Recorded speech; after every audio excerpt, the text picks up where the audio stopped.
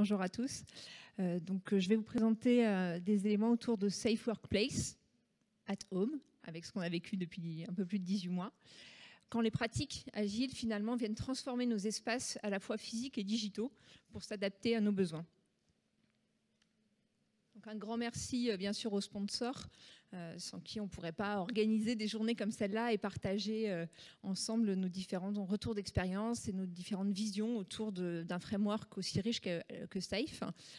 Un framework riche et qui, justement, s'est intéressé aux espaces de travail. Donc, il y a un article dans le framework Safe sur le site de la Scale Agile qui traite des espaces de travail. Et dans cet article, il y a déjà pas mal de choses, finalement. Quand on regarde de près, le framework nous parle déjà des espaces qui sont adaptés aux équipes.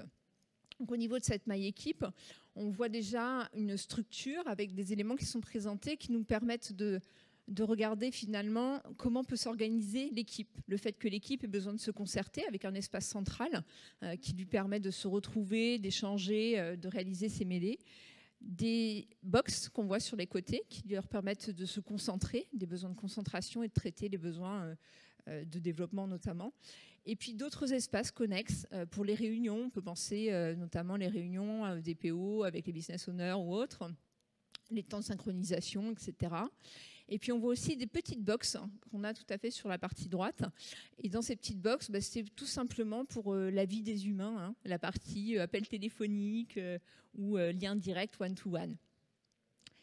Ces espaces, ils sont aussi précisés pour la partie équipe par des éléments autour du digital. Et dans ce cadre-là, le digital, il est présenté plutôt comme une contrainte. Si je ne peux pas avoir mon équipe à côté de moi, il faut bien que j'ai un besoin, que je puisse répondre aux besoins de connexion avec d'autres outils. Donc à ce titre-là, on invite à équiper les équipes avec un système audio adapté, de la visio, mais aussi des logiciels. Il parle de wiki, de Kanban, d'espaces d'idéation qui soient mis à disposition et disponibles pour les équipes. Dans le framework, on trouve aussi assez naturellement, Orange en parlait d'ailleurs ce matin, d'un espace dédié à ces grandes cérémonies que sont les PI planning et au temps de synchronisation. On voit ici un schéma qui nous permet d'identifier ce que Safe propose comme structure idéale pour un espace de PI planning avec à la fois des tables qui permettent aux équipes de se retrouver, des box là aussi, équipe par équipe, qui permettent d'aller synchroniser, faire les temps de planification, etc. Une plénière et puis des éléments autour de management visuel très naturel et qui est attendu dans l'agilité, dans les pratiques agiles. Safe nous propose aussi, dans cet article, comme je dis un seul article, mais déjà beaucoup de matière, de mettre à disposition de quoi accompagner l'innovation. Alors ici, on est sur la partie fluidification de la réservation des salles pour aller brainstormer quand c'est nécessaire, craquer un problème, etc. à un moment donné, donc fluidifier cette réservation de salles. On nous parle de facilitation des échanges avec du kit, des kits de matériel tout simple, mais nos bons vieux post-it, les marqueurs, les éléments, tout ça à disposition. Safe nous en parle aussi. Du tableau blanc maniable pour les schémas qu'on ne saurait faire autrement qu'avec un bout de crayon et du papier ou le tableau. Du mobilier réaménageable pour amener justement cette fluidité, cette innovation et laisser la place à la créativité. Et puis bien sûr des capacités de vidéoconférence, toujours dans cette optique que tout ne peut pas se faire en présentiel en permanence. Dans l'article, il y a aussi d'autres éléments qui sont autour de la visualisation du travail, savoir pour qui on travaille, quels sont nos objectifs, quelle est notre trajectoire et comment on fait finalement pour garder ça en tête tout au long de notre activité. Donc on voit ici des représentations que j'ai prises directement dans l'article qui est publié sur le site de la Scale Agile, avec du management visuel très classique à l'aide de post-it et puis quelques écrans aussi qui permettent de suivre en temps réel la vie du produit une fois qu'il est directement en production. Et on continue de l'accompagner. Donc on le voit déjà, pas mal de matière dans cet article qui est dédié aux espaces de travail. Dans mon entreprise, on a eu le nez creux, fin 2019, à réfléchir vraiment très intensément sur l'impact des espaces de travail, sur nos pratiques agiles et sur nos pratiques plus largement collaboratives au sein de l'entreprise. Donc en octobre 2019, j'ai pris la fonction de chef de département espace de travail. Et on a pu commencer à réfléchir vraiment très intensément sur les impacts de notre façon de nous organiser, de notre mode de travail et de collaboration en multisites. Dans ma structure, on a 13 sites distribués en France. Et puis, on a du télétravail à ce moment-là à hauteur de 50% du personnel qui fait à peu près 2 jours de télétravail par semaine. Donc, c'est déjà une forme de réalité pour nous que ce travail hybride entre présentiel et distanciel. On s'est enrichi de retours d'expérience internes et externes. L'année 2019 a déjà été riche. Pour ceux qui sont parisiens, vous avez sûrement souvenir des grèves de transport mémorables du mois de décembre qui avaient conduit déjà un certain nombre d'entreprises à repenser leurs organisations, notamment de PI Planning. Donc ça aussi, c'était des retours d'expérience assez riches, notamment d'autres entreprises qui nous ont partagé ça. Et puis, on va s'appuyer aussi sur des retours d'expérience internes, parce que bien sûr, on avait testé des choses à droite et à gauche. On allait conforter, contredire aussi nos recherches, nos éléments de synthèse avec des chercheurs et des ergonomes pour venir vraiment identifier notre culture, notre identité interne et ne pas appliquer bêtement un modèle, mais plutôt se dire qu'est-ce qui est bon dans ce modèle-là et qu'est-ce qui doit être différent parce que ma culture d'entreprise, le fonctionnement des collaborateurs, notre ADN, est peut-être pas le même que celui de la personne qui a écrit l'article sur les espaces de travail. On vient chercher ici la recherche d'un juste équilibre déjà entre le présentiel et le distanciel. Maximiser l'efficience du travail à distance qui nous permet d'avoir des temps de concentration et autres plus performants et maximiser les temps de présence et de collaboration. Alors ça se passe comment ? Dans nos démarches, vous voyez, c'est vraiment un processus complet. On va faire des Learning Expeditions. Alors on a de la chance parce qu'on les a fait beaucoup fin 2019 et début 2020. On a fait une grande enquête avec un enseignant-chercheur sur vraiment les comportements dans notre entreprise, les besoins, les sentiments d'appartenance, mais aussi la façon de s'approprier les espaces de travail. On a fait des REX sur toutes les pratiques qui avaient pu être agencées, les agencements, les achats d'équipements, etc., qui avaient pu être opérés. On a 70 retours d'expérience interne quand même, de petites pratiques, de petites choses qui avaient été bougées par différents collectifs pour voir un petit peu l'impact que ça avait sur la performance. On a constitué des personas, que vous allez voir un petit peu plus tard, pour mieux identifier quelle était notre cible, à qui on parlait, qui sont nos clients internes et qu'on doit servir dans nos espaces de travail. Et puis de là, on a découlé une charte de nos lieux et de nos usages. Qu'est-ce qu'on fait à quel endroit et de quelle manière ? On est venu s'enrichir aussi en parallèle avec de l'outillage. Je y reviendrai tout à l'heure.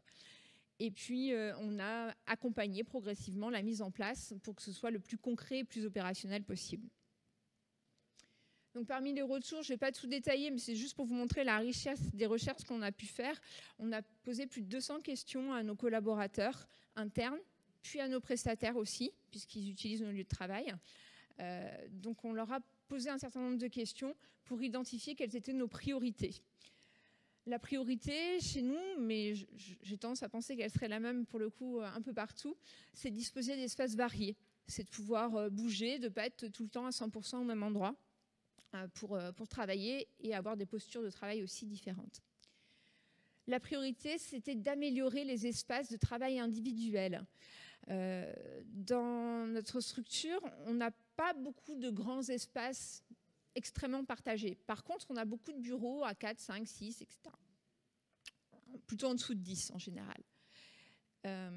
Et on se rendait compte déjà que là, il y avait un point de progrès à faire sur toute la dimension acoustique, sonore, parce que des besoins de concentration forts par moment et des audios multiples. Je vous ai dit 13 sites en France, ça veut dire plein d'audioconférences déjà, plein de visioconférences déjà, et donc des besoins aussi de pouvoir se concentrer sur l'échange qu'on a en distanciel. Et puis aussi une autre dimension, c'était de porter une attention donc sur cette partie sonore et sur cette partie soutien vraiment de la concentration. Alors vous allez le voir, on a beaucoup l'impression, on parle beaucoup dans l'agilité de travail collaboratif. Ça fait peut-être partie d'ailleurs de nos surprises quand on a travaillé dans un premier temps avec ce chercheur et puis ensuite avec des ergonomes qui sont venus observer le travail. Et ça, c'était assez intéressant. C'était en juin-juillet l'année dernière. Et donc avec beaucoup de travail en distanciel, mais on avait déjà un retour au présentiel aussi assez conséquent, et de voir à quel point, y compris nos développeurs qui font du pair programming, c'était mieux pour eux de ne pas être tous au même endroit au même moment. Donc c'est besoin de pouvoir se concentrer, même si c'est par bloc de 2. On s'est posé des questions sur quelles étaient les priorités pour nos collaborateurs, quels étaient les éléments qui étaient importants dans l'environnement de travail. L'ergonomie est ressortie en premier. La partie de pouvoir s'isoler, travailler dans le calme, j'y reviens, c'est vraiment important. La notion d'intimité au travail, on l'a vu tout à l'heure dans les images de Safe, il y avait parfois des gens qui travaillent dos à dos, on peut avoir aussi des fois des regards sur l'écran de l'autre. Tout ça, c'est des choses qui sont importantes dans la durée pour le collaborateur qui est en train de bosser, qu'on ne soit pas en train de regarder derrière son écran, qu'on ne soit pas en train de regarder, de l'avoir tout le temps dans le dos, à se demander qu'est-ce qu'il fait, etc. Donc tous ces éléments-là de positionnement finalement des postes de travail sont très importants. Je ne vais pas tout vous dérouler. Le retour de notre enquête aussi très intéressant sur la dimension collaborative. Qu'est-ce qu'ils font finalement les collaborateurs dans l'entreprise? Combien de temps ils passent en travail concentré? Combien de temps ils travaillent en collaboratif? Et là, on le voit sur la partie basse, la partie orange et bleue. Ce sont les temps de travail qui sont associés à des besoins de concentration et de calme. Donc intéressant, on est à quasiment 50% du travail qui nécessite concentration et calme. Je fais un lien directement avec ce que je vous disais tout à l'heure. On avait déjà 50% de collaborateurs qui étaient en 2 jours de télétravail par semaine. On a un accord de télétravail qui sera mis en œuvre en 2022 qui va nous permettre d'aller jusqu'à 3 jours. On sait que se concentrer à la maison, c'est plutôt en général plus facile en conditions normales. Je passe la période de mars à juin l'année dernière qui était complexe. Mais aujourd'hui, normalement, c'est plutôt un cadre de travail confortable. Donc on voit qu'on va commencer à pouvoir répondre à ça. Et en même temps, calculer que vous allez être concentré mardi parce que c'est votre jour de télétravail, c'est pas évident. Donc on va voir qu'il faut aussi y répondre quand même sur le lieu de travail. On a défini nos personas parce qu'en fait, je vous parlais tout à l'heure du métier, y compris des développeurs qui ont besoin de se concentrer et de ne pas subir des nuisances sonores. En fait, on s'en est rendu compte quand on a fait nos croisements de données dans tous les sens avec le chercheur, c'est qu'au-delà d'un profil métier, au-delà d'un contenu d'activité, finalement, on reste des humains. Et donc, nos profils de personnalité intrinsèque sont à intégrer pleinement dans cette dimension-là. Donc, on ne peut pas dire de but en blanc, parce que tu es dev, tu vas être dans un plateau de 10 personnes. Et tu seras bien à travailler là-dedans. Ou parce que tu es PO, tu es hyper sociable, et donc on va plutôt te mettre à tel ou tel endroit. En fait, il faut une combinatoire. Ça devient compliqué quand on fait ça, mais en même temps, si on veut bien répondre aux besoins, il faut pouvoir proposer aux gens des postes de travail qui leur permettent de switcher en fonction de leur profil de personnalité. Il faut leur permettre de répondre à leurs besoins intrinsèques. Et là, on va retrouver des profils de personnalité. Un Michel qui est plus introverti et qui ne sera pas à l'aise dans un grand collectif, quoique. On va retrouver un Léo qui est sociable et qui, lui, a besoin de contact. Et donc, si on l'isole en télétravail, il va souffrir. On va retrouver différents profils qu'on est venu calibrer, comme vous le faites sur vos produits IT, pour se poser les bonnes questions et avoir ces profils de personnalité-là en tête quand on repense nos espaces de travail, quand on repense aussi nos espaces de travail connectés et donc les relations qu'on peut avoir avec des outils comme Teams ou autres. Donc, ils sont dans nos têtes. Là, je vous ai parlé un peu de ce qui se passe dans mon entreprise, mais je vous ai dit aussi, on a fait du bench avec d'autres entreprises, on est même allé les visiter pour certaines. On a contacté, on a 23 DSI qui nous ont répondu à une enquête en novembre 2020 pour venir étayer un petit peu notre perception et la perception qu'avaient les entreprises qui pouvaient être similaires à la nôtre sur les impacts du télétravail et puis ce qu'il fallait faire après, quoi. Finalement, on était en novembre 2020, on a lancé le questionnaire, bim, on était de nouveau confinés. C'était le bon moment de se poser la question, et on fait quoi demain ? Donc, il y a des impacts qui sont très positifs, l'impact sur l'environnement, moins de trajets, moins de déplacements, etc. L'image et l'attractivité de l'entreprise. On sait qu'on est sur des secteurs où on a besoin de recruter, etc., d'attirer. Le télétravail, c'est un facteur aussi à ce niveau-là qui est intéressant pour les collaborateurs. L'autonomie, ça, c'est vraiment un mot-clé, je pense, avec les 18 mois qu'on vient de passer. Le sentiment que les collaborateurs sont autonomes et qu'on leur fait confiance. est montée. Il faut être très vigilant sur la période qui arrive, à ne pas leur faire croire qu'on les fait revenir parce qu'on n'a pas confiance en eux et parce qu'ils ne sont pas capables de faire tout seuls. Donc là, il y a un vrai point de vigilance là-dessus, qui est un très gros point positif dans le cadre du télétravail, mais qui peut devenir très très négatif, je vois que ça fait réagir certains, très très négatif si on ne le prend pas en compte dans la durée. Et puis quand même quelques impacts négatifs du télétravail, on ne va pas se leurrer. Le sentiment d'appartenance à l'entreprise. Quand on ne se voit plus, quand on ne se parle plus, quand on est nouveau dans une entreprise ou dans un service et qu'on n'a jamais vu ses collègues, on se sent moins proche d'eux. C'est naturel. Le sentiment d'appartenance à l'équipe et encore plus un cross-département. Quand il y a des travails cross-département et qu'on n'a pas la mêlée cross-département, forcément on se croise moins, on se parle moins. Et puis le climat social dans son ensemble, avec un contexte particulier en 2020 qui faisait qu'en plus le climat social était naturellement un petit peu plus compliqué. Alors pour répondre à ça, les changements sont faits dans les outils collaboratifs, naturellement. Et là, on a vu dans l'enquête qu'on a menée auprès de ces 23 entreprises, deux grands gagnants sur la démarche avec des gens qui allaient tester, qui se mettaient en marche ou qui avançaient avec ces outils. Les grands gagnants, c'est le Teams et le Klaxoon. C'est d'ailleurs ce qu'on a choisi chez nous pour socle du travail collaboratif en distanciel.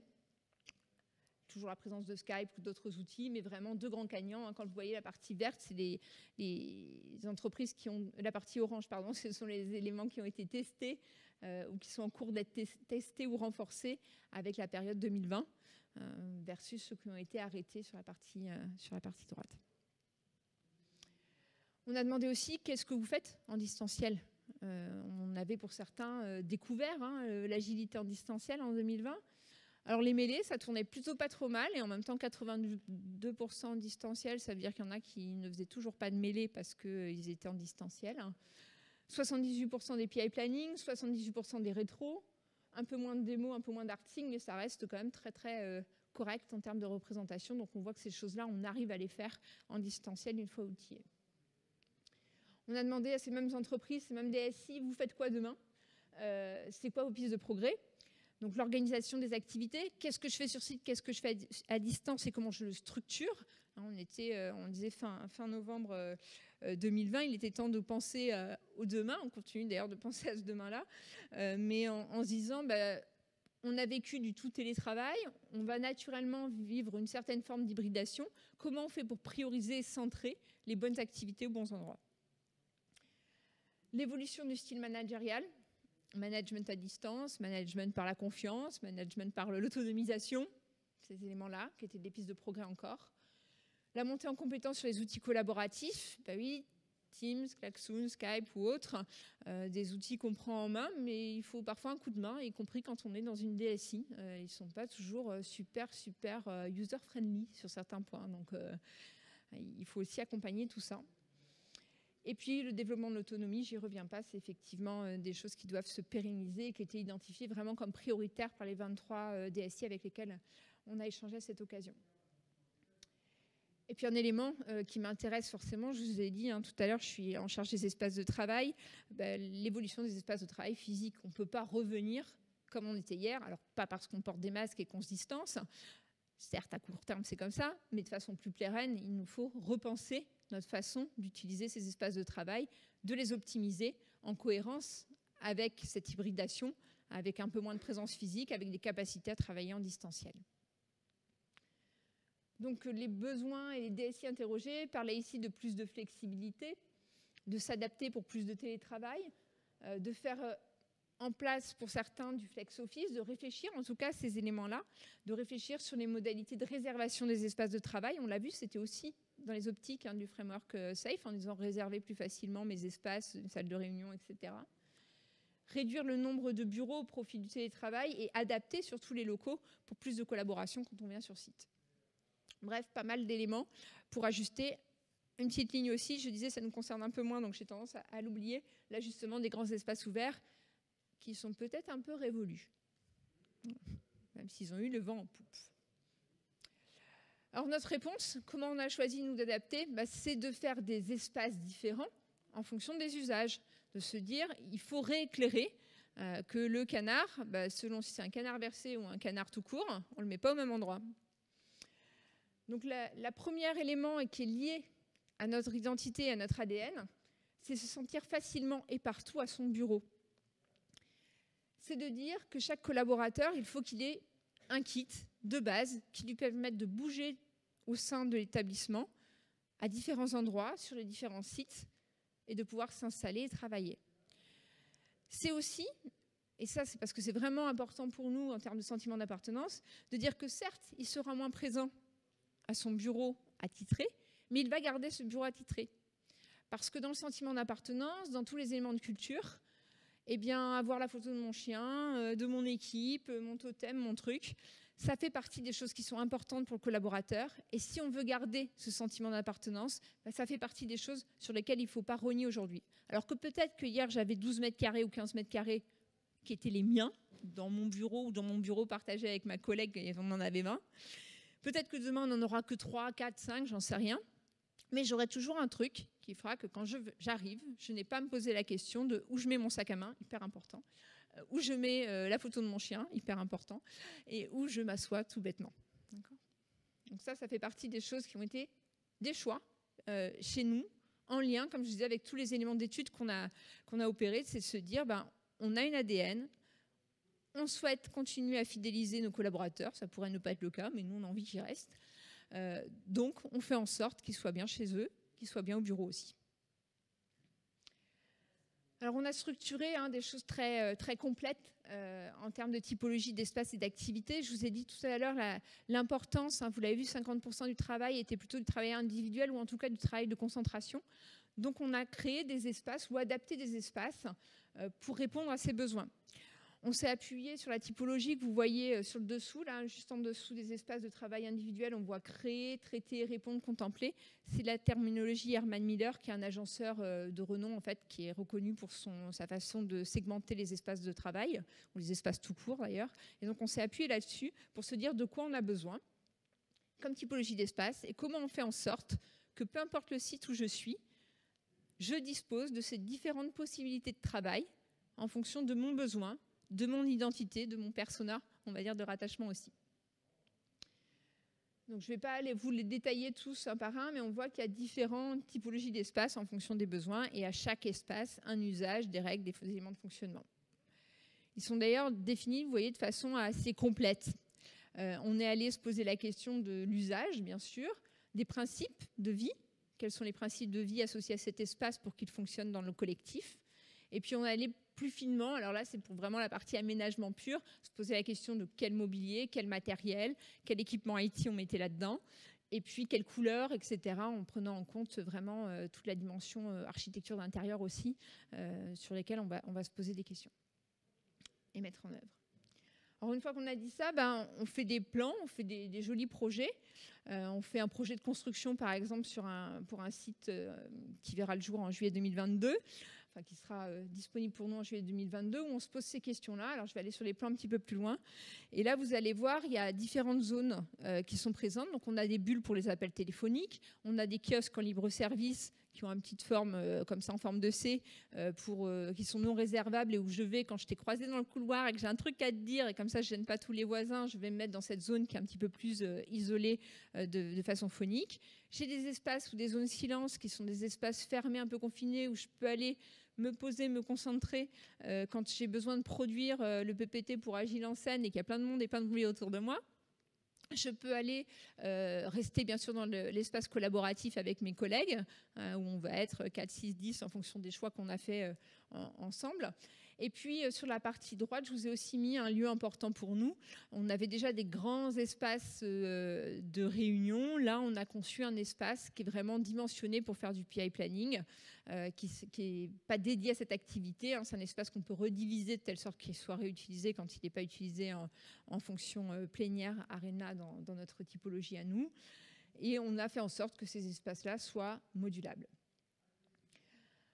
On a repensé des lieux de collaboration qui avant chez nous ne servaient qu'à manger. Donc la cafétéria, par exemple, qui était très basique, on lui remet un petit coup de frais et on crée des espèces de zoning qui nous permettent d'avoir de la position assise façon canapé, de la position intermédiaire quasi debout, etc., pour avoir des choses plutôt sympas. Bon, c'est bien tout ça, mais ça coûte un peu d'argent. Donc on peut aussi faire des choses qui coûtent moins cher, qui sont très efficaces. Alors quand on a l'opportunité des projets, de la rénovation, etc., il ne faut pas s'en priver, hein, c'est pas ce que je suis en train de dire, mais on peut aussi faire des choses pour des moindres budgets. Et là, par exemple, nous, on s'est dit, déjà, si on reprend nos salles qui ne sont pas toujours bien foutues, mais qu'on regarde ensemble quel mobilier il y a en trop dedans, et qui fait que ça nuit à la compréhension de l'espace, et comment je fais pour redéfinir des règles pour que l'usage de cet espace soit vraiment optimisé. Est-ce que je mets un espace, par exemple, où je ne mets plus du tout de table, mais je fais en sorte que les murs soient disponibles pour qu'on soit toujours debout. Voilà, comment je retravaille des choses comme ça sans faire des dépenses excessives. On s'est dit que pour faire ça, il fallait clarifier les usages pour les collaborateurs et identifier de façon claire qu'est-ce que je peux faire à quel endroit pour créer cette dynamique d'utiliser le bon espace pour le bon emploi. Et donc là, on a fait appel à APEC, qui est d'ailleurs là et en train de faciliter pour le coup la session.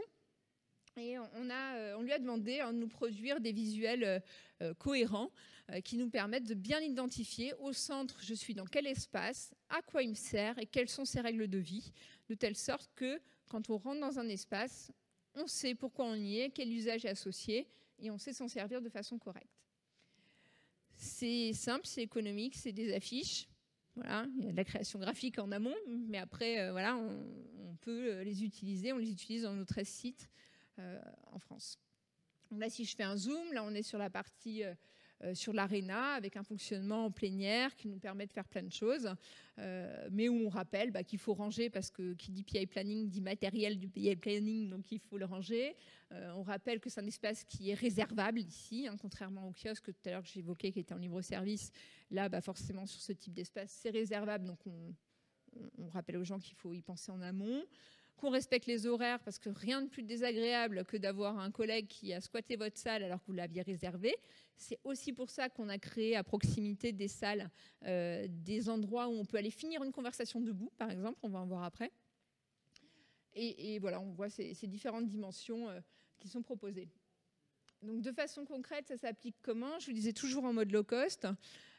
Ici, vous avez un brief-débrief, donc je suis à côté de ma salle de réunion. Et j'ai juste ressorti une table qui ne servait plus à la cafette et 2 petites chaises. Et je peux finir ma conversation quand j'ai partagé une réunion avec quelqu'un. Ce n'était pas le cœur du sujet, mais tant qu'à le voir, j'en profite pour traiter un deuxième sujet. Eh bien, je vais finir ma conversation finalement plutôt dans le couloir et dans cette petite zone de brief-débrief à pas cher. On a réutilisé des passerelles. On est sur un site qui est dans l'est de la France. On a réutilisé des passerelles. On a réutilisé des jolis fauteuils qui avaient été achetés mais stockés dans un espace qui était un lieu de convivialité, sauf que c'était des fauteuils acoustiques. Bon, ça arrive. Hein. Donc on s'est dit, qui dit fauteuil acoustique dit plutôt travail individuel dans ma bulle ou échange téléphonique. Donc là, on a réaffecté ce mobilier-là sur une passerelle pour que les gens puissent aller passer leur conversation, qu'elle soit personnelle ou professionnelle, dans un lieu dédié avec une isolation phonique adaptée. On a récupéré là aussi du matériel cafétéria parce qu'avec les distances, on en a un petit peu moins à la cafette côte à côte. Et donc là, on l'a pareil remis sur une passerelle et ça fait un kiosque à disposition avec juste quelques tables, chaises et une belle affiche pour expliquer qu'est-ce qu'on fait à cet endroit. Voilà, donc notre analyse par rapport à tout ça, vous voyez, c'est que dans Safe, il y a pas mal de choses. On a vu comment nous, on les a mis en œuvre. On est même allé un peu plus loin. Je vous ai montré des kiosques, des débriefs. C'est pas dans Safe, mais nous, on a trouvé cet usage-là en plus, en complément. On a des éléments très intéressants, et je l'ai souligné dès le début, sur la structuration des PI planning, sur les espaces dédiés à côté pour faire de la créativité, les salles de visio, etc. On a par contre des choses qui sont un peu plus manquantes sur le besoin de s'isoler correctement versus les petits box qui étaient au milieu de la salle, la grande salle de l'équipe quand on voyait au début. Et puis, on a peu de place finalement pour les grandes discussions, pour les échanges qui se font de façon plus informelle. Dans le modèle Safe, on dit en gros, soit vous travaillez en équipe, soit vous êtes en PI planning dans l'article. Et on ne dit pas toutes ces conversations absolument indispensables qu'on a au détour des couloirs. Donc là, nous, on les a traitées en complément. On a aussi un point très timide qui est pris, mais c'est assez logique, sur le télétravail, puisque dans l'agilité, on dit on privilégie normalement le présentiel. Donc on le voit très peu dans le modèle Safe. Nous, on a pensé un petit peu plus ça. Et puis la place des prestataires aussi dans nos espaces, qui mérite aussi d'être travaillé en se disant à quel moment on fait aussi la différence qui est requise entre les collaborateurs internes et les prestataires. Donc chez nous, on a choisi l'interne, comme je vous le disais, il a son espace attitré, etc. Le prestataire, il a plutôt une zone à proximité ou dans la même zone que l'équipe avec laquelle il travaille, mais il n'a pas forcément sa place, son bureau, sa chaise. La possibilité de télétravailler, c'est un enjeu fort pour demain. C'est une des priorités dans les demandes, dans les besoins qui remontent des collaborateurs. Ça, c'est une étude récente de l'OPIEC. Donc, c'est des choses à travailler. Le point d'efficience, c'est à travailler aussi. C'est ni trop ni trop peu. Du télétravail à 100%, on sait qu'il y a des risques derrière en termes de performance. Pas du tout de télétravail. Après avoir connu 18 mois où on en a fait plus ou moins, ça peut être un peu compliqué. Donc, on va chercher ce rapport, cette maximisation de l'efficience à ce niveau-là. Donc là, c'est d'autres travaux de l'OCDE que je vous présente. Et on va aller souligner ça. Pour ça, on s'outille. On s'outille avec Klaxoon, où là, par exemple, on a un PI planning qui s'est encore passé en distanciel la semaine dernière et en multisite. Voilà, donc on s'outille avec Klaxoon, on structure des choses, on colle des post-it, on fait du distanciel. On n'imaginerait plus trop refaire ces post-it là sur une feuille de papier et recopier-coller, ressaisir à la main après. Je ne sais pas vous, mais nous, on ne se voit plus trop faire ça. Donc on est aussi en train de se poser la question d'écran tactile ou d'autres éléments qui feront que quand on va se retrouver pour faire un PI planning en présentiel, on ne dégrade pas finalement ce qu'on a acquis avec le distanciel. On se pose aussi des questions plus profondes et nos recherches nous amènent à réfléchir sur le mode de travail adapté en fonction de différents critères. Donc, est-ce que je dois télétravailler de façon flexible ou pas? Quel est mon degré d'autonomie, mon degré de besoin de télétravail? On a regardé de près 150 collaborateurs pendant 2 mois sur leur mode de travail et identifié finalement les critères clés qui font qu'on a besoin de plus ou moins de flexibilité dans le télétravail. Est-ce qu'il faut que je télétravaille par exemple tous les lundis ou est-ce que ça peut être très flexible au mois, à l'année? Donc on s'est posé toutes ces questions-là, dont viennent chez nous la question de est-ce que mon équipe est monosite ou multisite? Est-ce que je suis en agile ou pas? Est-ce que mon client est interne ou externe à la DSI? Est-ce que j'ai besoin de le croiser dans les couloirs ou pas? En gros, est-ce que je vais innover? Ou est-ce que j'ai pas d'innovation particulière et du coup là le distanciel marche mieux?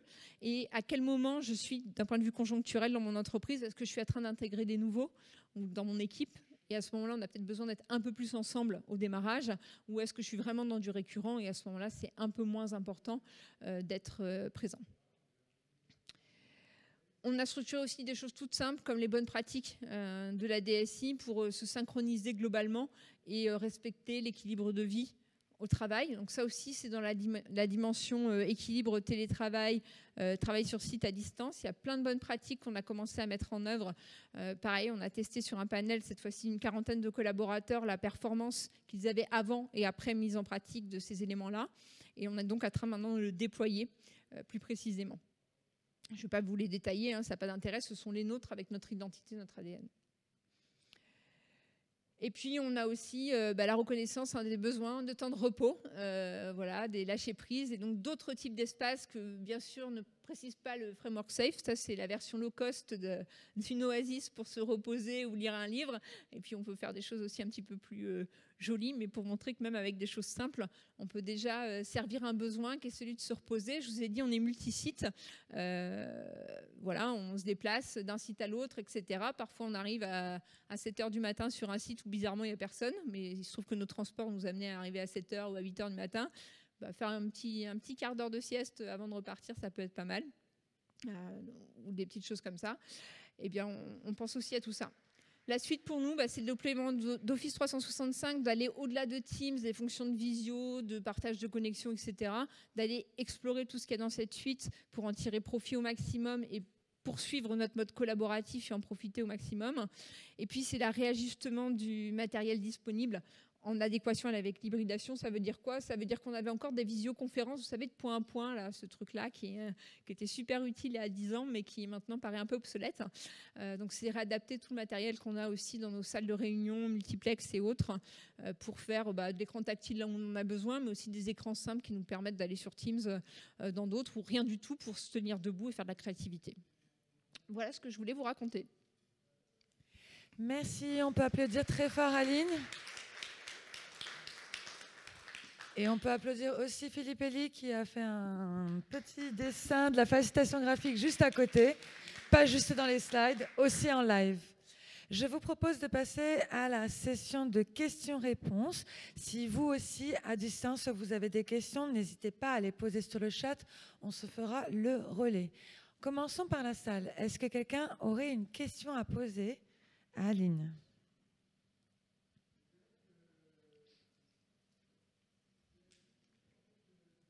Oui, j'arrive.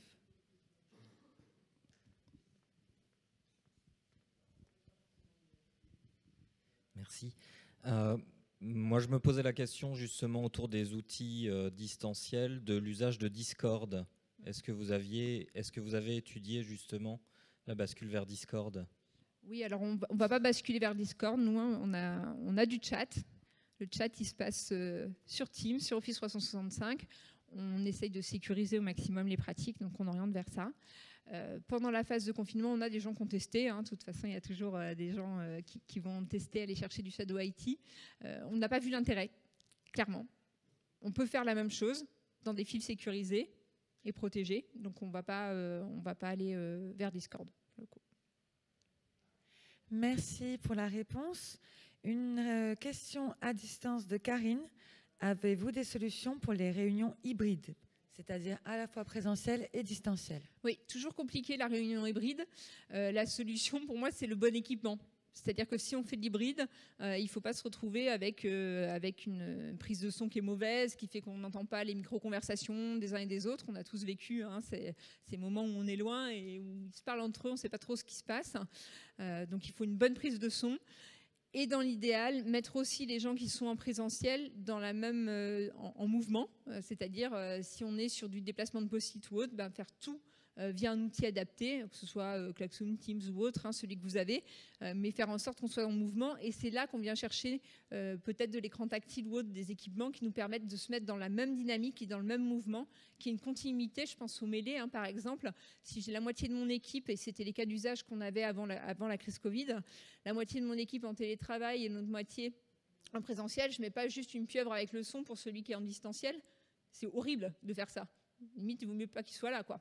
Donc on a deux solutions. Soit on dégrade complètement, et c'est ce que font la plupart des boîtes, on dégrade complètement et on dit puisqu'il y en a un qui n'est pas là, on met tout le monde en situation dégradée, donc chacun reste à son poste. Voilà, ça c'est la première solution qui est la plus économique, on va dire, mais qui est quand même pas la plus sympathique. La deuxième, c'est de bien s'équiper. Donc c'est d'avoir un écran tactile, du matériel, la caméra, la prise de son correcte, et comme ça on est tous debout et on fait tous le même mouvement pour faire l'avancée des travaux, etc. Merci. Question suivante. Comment avez-vous géré l'onboarding des nouveaux arrivants avec ce contexte et tous ces outils? Comment s'assurer qu'ils ne se sentent pas trop en dehors de l'équipe? Oui, pas facile. C'est un vrai sujet. Alors on parle de l'onboarding des nouveaux, des vrais nouveaux, mais aussi ceux qui ont changé de poste. On les oublie parfois, et ils ont été pas mal oubliés pendant la période, parce qu'on dit qu'ils connaissent déjà l'entreprise, finalement ça va bien se passer. Mais intégrer une équipe, quand on la voit pas, quand on n'a pas ses us et coutumes, c'est compliqué. Donc cette partie-là, clairement, on l'a pas super bien faite. Il y a des endroits où ça a été bien fait, mais ça tenait vraiment à ce que l'équipe s'est organisée pour le faire. On n'a pas donné de consignes, on n'a pas été très bon sur cette période-là. Par contre, il y a des équipes qui ont fait ça très très bien. C'est-à-dire qu'elles se sont assurées, dès que c'était possible, de revenir les mêmes jours. On a même des équipes qui sont revenues à temps plein et ont demandé des dérogations pour venir rapidement à temps plein, pour être ensemble physiquement et bien embarqués, notamment dans des cas qu'on a qui sont assez complets en termes de règles de gestion, etc., où on ne sait pas tout écrire, on n'est pas très bon pour tout écrire parfois. Et donc, c'est mieux d'avoir la personne pas très loin pour qu'elle puisse informer. Et se former au fil de l'eau. Et sinon, c'était vraiment de gérer des choses très standards, mais un tuteur, un binôme, quelqu'un à qui on peut s'adresser très facilement pour répondre.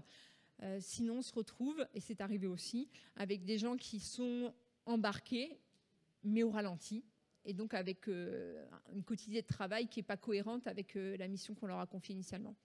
C'est valable aussi d'ailleurs pour les partenaires et prestataires qui ont pu rejoindre en course, et c'est un effort que de leur montrer, encore plus quand ils sont à distance, comment ça marche. Merci. Question suivante. Avez-vous réorganisé les espaces pour des trains safe? Alors, on n'a pas réorganisé physiquement pour des trains safe, dans le sens où la plupart de nos trains, j'ai même envie de dire tous nos trains, sont multisites. Donc, de toute façon, les équipes sont en multisite. Donc, on a plutôt, quand on s'organise à la maille équipe. Donc ça, on fera attention à ce que la maille équipe, voire que les équipes connexes soient proches physiquement dans l'espace, au même étage, dans la même aile d'un bâtiment, etc. Mais on ne va pas avoir le grand plateau énorme avec tout le train. Ça, ce n'est pas des choses qu'on a chez nous. Comment gérez-vous les jours de surbooking de présence sur site les mardis et jeudis en général? Ouais, très bien. De Jean-François. D'accord. Oui, très bien. Comment on gère ça? Effectivement, quand on laisse l'auto-organisation pleine, on a remarqué que la plupart des équipes aimaient se coordonner pour revenir exactement les mêmes jours. Comme je vous le disais, nos études, la partie les ergonomes qu'on a fait venir, nous ont confirmé que ce n'était pas l'idée du siècle. Donc là, il faut qu'on casse un peu quelque chose qui s'était ancré, qui était de dire toute mon équipe doit être là tous les mêmes jours. Donc ça, on a commencé à expliquer, à montrer, à faire parler les ergonomes pour expliquer en quoi. Faire un jour à 10 et un jour à 0, ce n'était pas l'idéal pour l'utilisation de l'espace ni pour le travail. Donc on a commencé à expliquer ça, tout simplement, et les mécaniques, la nuisance sonore, les éléments autour de ça. Malgré tout, les mardis et jeudis restent très chargés. On a gardé, vous l'avez vu, quelque chose d'important pour nous. Un collaborateur, une place, un bureau, etc. Donc nos internes n'ont pas de soucis quand ils arrivent, ils ont une place assise. Si nos prestats viennent, c'est qu'ils ont quelque chose à faire avec nous. Donc ça suppose qu'on ait prévu leur venue. Donc soit en ayant réservé un espace adapté, soit en les faisant venir pour du pair programming ou autre, donc en proximité, donc directement avec nous. Donc on est plus chargé physiquement dans l'espace. C'est un peu plus compliqué à la pause déjeuner, mais ça s'organise assez naturellement. Il faisait encore beau. Merci. Dernière question. Comment avez-vous géré le déploiement de ces nouveaux espaces et avec quelle organisation projet? Alors on le gère encore parce que c'est très itératif, incrémental. Je vous ai montré, on fait des choses en low cost, des choses plus poussées, plus organisées. On a des projets de réaménagement complet de certains sites. On a une core team, une petite équipe qui est dédiée à ces sujets-là, donc qui fait à la fois la question du travail physique à distance et qui donc est dédiée à ce sujet.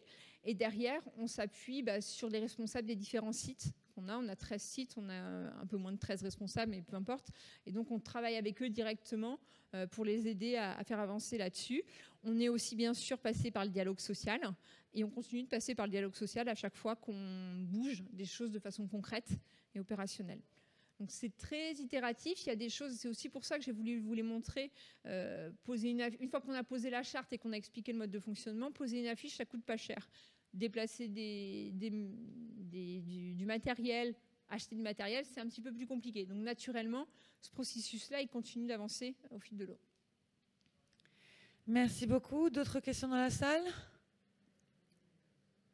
Non, donc du coup, je pense qu'on peut passer à la dernière slide. Votre slide préférée depuis plusieurs jours, celle où vous prenez votre téléphone tous ensemble, où vous pouvez donner des feedbacks super bienveillants et constructifs à Aline.